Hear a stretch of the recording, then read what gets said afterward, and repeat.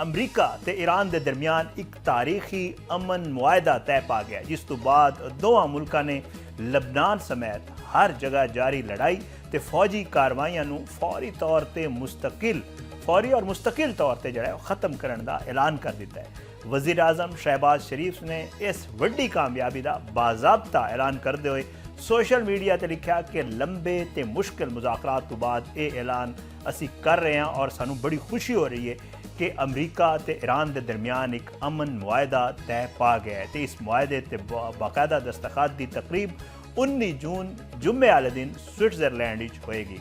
कौमी असैंबली भी इज़हार ख्याल करते हुए वज़ीर आज़म शहबाज शरीफ ने यह कहा कि जंग की तारीख रात के बाद अमन का सूरज तलू हो गया। अमरीका ते ईरान ने सारे महाज़ां ते फौजी कार्रवाइयां के मुस्तकिल खात्मे का ऐलान कर दिता है तो फरीकैन ने मुश्किल हालात सबर तहम्मुल ते दानाई का दामन नहीं छड़िया। वज़ीर आज़म शहबाज शरीफ ने कहा कि अमरीका ते ईरान के दरमियान जनीवा होने वाली अमन मुआहदे की तकरीब की मेज़बानी पाकिस्तान करेगा तो पाकिस्तान समेत पूरी आलमी दुनिया नूं इस ते असी मुबारकबाद पेश करते हैं। वज़ीर आज़म का यह कहना सी कि इस मुअज़्ज़ज़ ऐवान के सामने अमरीका के सदर डोनाल्ड ट्रंप, ईरान के सुप्रीम लीडर आयतुल्ला मुजतबा खामनाई, ईरानी सदर ते अमन अमल शामिल दोवां टीम्स के तमाम अरकान असी मुबारकबाद देंगे हैं। उन्होंने कहा कि फरीकैन ने मुश्किल हालात तदब्बर, दानिश ते सबर नूं बरकरार रखा। मुज़ाकरात के नाजुक, कठन ते सबर आजमा अमल कतर के अमीर के भरपूर तावन नूं भी खराजे तहसीन पेश कर दिया, जिन्हां दा किरदार इंतहाई मुस्बत रहा।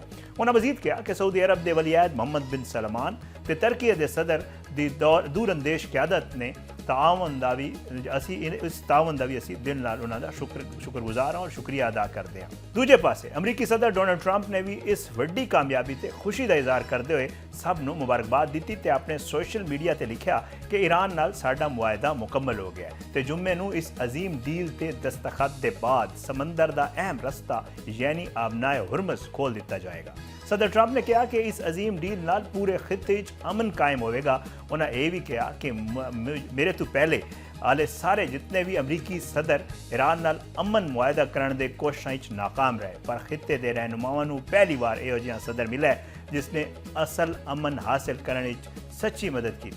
उन्होंने दस्सिया कि जुम्मे नूं समंदर विचों बारूदी सुरंगा हटाने वास्ते असी जिहड़ा है वो डील ते दस्तखत करांगे, जिस तो बाद तेल ले जाने वाले जहाज़ आसानी नाल दोवें पासे सफ़र कर सकेंगे। अमरीकी अखबार वॉल स्ट्रीट जर्नल के मुताबिक इस मुआहदे ये शर्त शामिल है कि ईरान एटमी हथियार नहीं बनाएगा तो अपना हुरमज़ फौरी तौर पर खोल दी जाएगी। सदर ट्रंप ने भी वाजे किया कि ईरान तो एटमी विवाद जड़ा है वो ख़त्म करने की सानू जड़ा है कोई जल्दी नहीं, एक कम बाद भी हो सकता है तो इस मुआहदे के बदले ईरान नूं कोई नकद रकम या पैसे असी नहीं दे रहे हैं। अमरीकी सदर डोनाल्ड ट्रंप ने ईरान नाल मुजवज़ा मुआहदे बारे अहम तफसील बयान करते हुए यह भी दस्सिया कि नवे मुआहदे के तहत ईरान नूं सिर्फ कम सतह ते यूरेनियम अफजूदा करने की इजाज़त होएगी, जिसनों किसी सूरत भी फौजी मकासद लई इस्तेमाल नहीं किया जा सकेगा। अमरीकी अखबार न्यूयॉर्क टाइम्स नूं दिते गए इंटरव्यू सदर ट्रंप ने कहा कि ईरान नूं सिर्फ गैर फौजी मकासद लई यूरेनियम अफजूदा करने की इजाज़त दी जाएगी तो यह पाबंदी मुस्तकिल नोयत की होएगी। जदों उन्होंने तो पूछा गया कि क्या ये जी हद है, साबिक अमरीकी सदर बारक ओबामा के दौर जो जौहरी मुआहदा होया सी उहदे 3.67% जो अफसूदगी के बराबर सी। उन्हें जड़ा है इस मामले के उत्ते इस शरह के मामले के उत्ते जड़ा है कोई वाज़े जवाब नहीं दिता, बल्कि यह कहा कि ईरान सिर्फ पुरअमन मकासद लिए अफसूदगी कर सकेगा। सदर ट्रंप ने यह भी कहा कि अगर ईरानी हुकूमत मुस्तकबिल हुकूमत मुखालिफ मुजाहिरीन के खिलाफ सख्त कार्रवाई करे या उन्होंने नुकसान पहुँचाए तो ऐसी सूरत हाल ईरान नूं मुकम्मल पाबंदियां जड़ा है वो नहीं नरम कीतियां जाणगियां। ताहम ज़राए के मुताबिक ये शर्त मुजवज़ा मुआहदे का बाज़ाब्ता हिस्सा नहीं है। दूजे पासे उन्होंने इसराइली वज़ीर आज़म बेंजामिन नेतन्याहू ते भी तनकीद की ते कहा कि वो एक बहुत मुश्किल बंदे ने तो उन्होंने अमरीका का शुक्रगुजार होना चाहिए। ट्रंप के मुताबिक अगर ईरान के कोल जोहरी हथियार होंदे तो इसराइल का वजूद शदीद खतरे च आ सकता सी।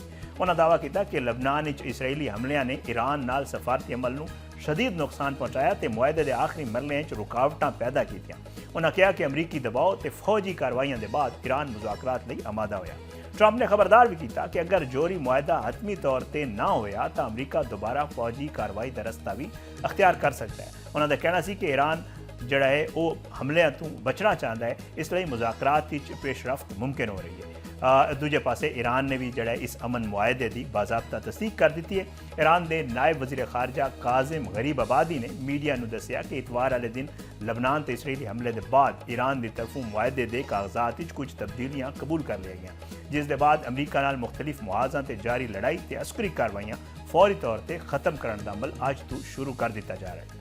उन्होंने दसिया कि इस मुआहदे ते बाकायदा दस्तखत जुम्मे नूं होणगे ते इस तो बाद ही इसका मतन आवाम के सामने लाया जाएगा। उन्होंने कहना सी कि असी वेखांगे कि अमरीका अपने वादे किन्ना पूरा करता है तो जदों यकीन हो गया तो 60 दिन का मुज़ाकराती अमल शुरू हो जाएगा। ईरान ने कहा कि इस 60 दिन के मुज़ाकरात विच जोहरी मामलात, रोके गए पैसों की वापसी, नाकाबंदी का खात्मा, जंग की मुकम्मल बंदिश, इकतसादी पाबंदियां हटावन ते दोबारा तामीर नौ के मामलात शामिल होंगे।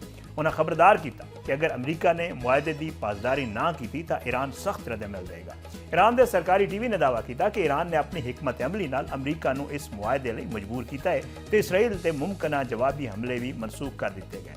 ईरान के खातमुल अंबिया हैडक्वार्टर्स ने कौम को मुबारकबाद देंदे हुए कहा कि अल्लाह के हुक्म नाल अमरीका तो इसराइल को शिकस्त हुई है तो ईरानी कौम की मर्जी गालिब आ गई है तो अपनी अफवाज को खैराज तहसीन भी असी पेश करते हैं। दुनिया भर इस तारीखी अमन मुआहदे का जड़ा खैर मकदम भी किया जा रहा है। कतर के वज़ीर आज़म शेख मोहम्मद बिन अब्दुर्रहमान ने कहा है कि असी पाकिस्तान के बाकी इलाकाई ते बैनुल अक़वामी फरीकों का शुक्रिया अदा करते हैं जिन्होंने इस मुफाहमत तक पहुँचने किरदार अदा किया तो उम्मीद रखते हैं कि अगले मुज़ाकरात भी मुस्बत अंदाज होंगे। उन्होंने कहा कि कतर हमेशा अमन ते आलमी सलामती के इकदामात का हामी रहेगा।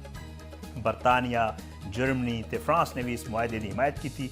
बरतानवी वज़ीर आज़म के स्टारमर ने कहा कि मैं अमरीका, पाकिस्तान, कतर के तीजे जोड़े फ्रीकैन ने उन्होंने मुबारकबाद देना तो उम्मीद है कि अब नए हुरमज़ ट्रैफिक बगैर रुकावट बहाल कर दी जाएगी।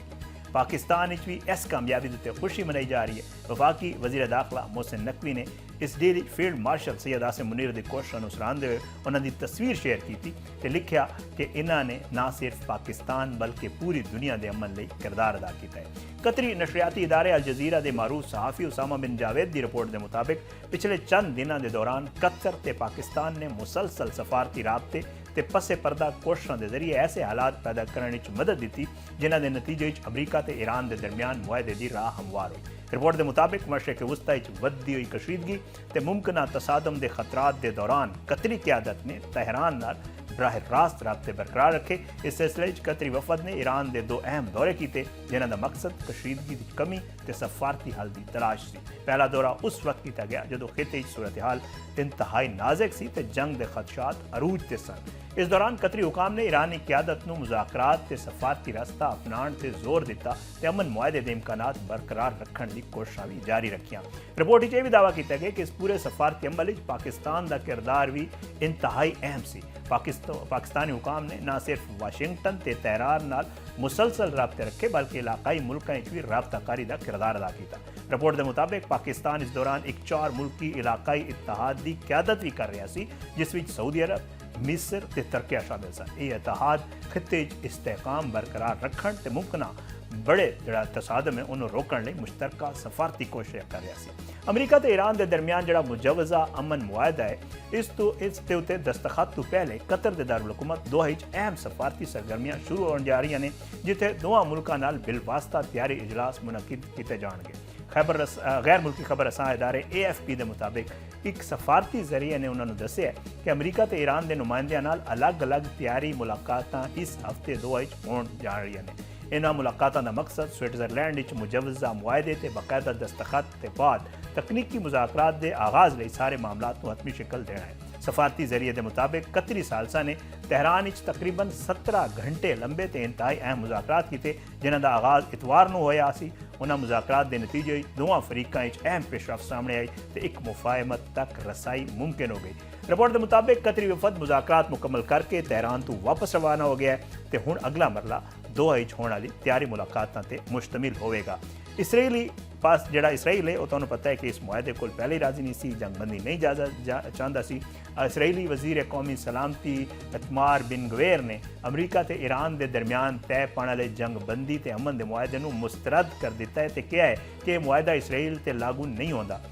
ਤੇ ਨਾ ਹੀ ਇਸਰਾਈਲ ਜਿਹੜਾ ਹੈ ਇਸਰਾਈਲ ਦੀ ਸਲਾਮਤੀ ਦੀ ਅਸੀਂ ਜ਼ਮਾਨਤ ਫਰਾਹਮ ਨਾ ਹੀ ਇਹ ਜਿਹੜਾ ਮੁਆਹਦਾ ਹੈ ਉਹ ਇਸਰਾਈਲ ਦੀ ਸਲਾਮਤੀ ਦੀ ਜ਼ਮਾਨਤ ਫਰਾਹਮ ਕਰਦਾ ਹੈ। ਗੈਰ ਮੁਲਕੀ ਖਬਰ ਰਸਾਂ ਇਦਾਰੇ ਦੇ ਮੁਤਾबिक ਇਸਰਾਈਲ ਦੇ ਇੰਤਹਾਈ ਜਿਹੜਾ ਦਾएं ਬਾਜ਼ੂ ਨਾਲ ਤਾਲੁਕ ਰੱਖਣ ਵਾਲੇ ਵਜ਼ੀਰ ਨੇ ਬਿਨ ਗਵੇਰ ਉਹਨਾਂ ਨੇ ਆਪਣੇ ਟੈਲੀਗ੍ਰਾਮ ਪੈਗਾਮ ਵਿੱਚ ਲਿਖਿਆ ਕਿ ਸਦਰ ਟਰੰਪ ਦਾ ਈਰਾਨ ਨਾਲ ਮੁਆਹਦਾ ਇਸਰਾਈਲ ਨੂੰ ਪਾਬੰਦ ਨਹੀਂ ਕਰਦਾ ਕਿਉਂਕਿ ਇਸਰਾਈਲ ਇਸ ਮੁਆਹਦੇ ਦਾ ਫਰੀਕ ਹੀ ਨਹੀਂ ਹੈ।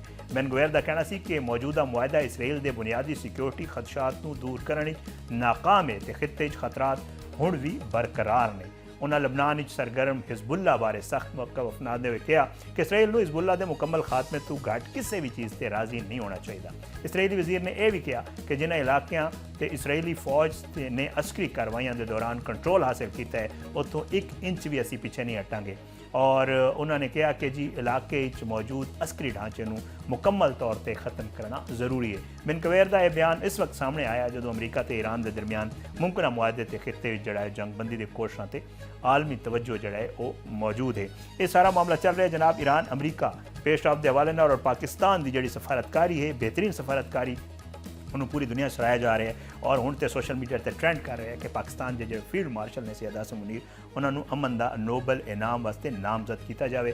पाकिस्तान की हर जगह धूम मची और पूरी दुनिया तो पाकिस्तान ना सिर्फ अक़वाम मुत्तहिदा बल्कि तमाम ममालिक जो पाकिस्तान का शुक्रिया भी अदा कर रहे हैं इस सारे मामले से और पाकिस्तान की गल भी कर रहे हैं। ये सारी मामलात किस तरह मुमकिन होए आया ये जड़ा एक MOU साइन होने जा रहे हैं ये एक मुआहदे की शक्ल अख्तियार कर सकता है। आने वाले जोड़े वक्त होएगा अगर ये आपसी मुज़ाकरात और गलबात होएगी तो बशर कि वस्ता की सूरत हाल की होएगी इस सारे मामले पर गल करेंगे। छोटा जिहा ब्रेक लेना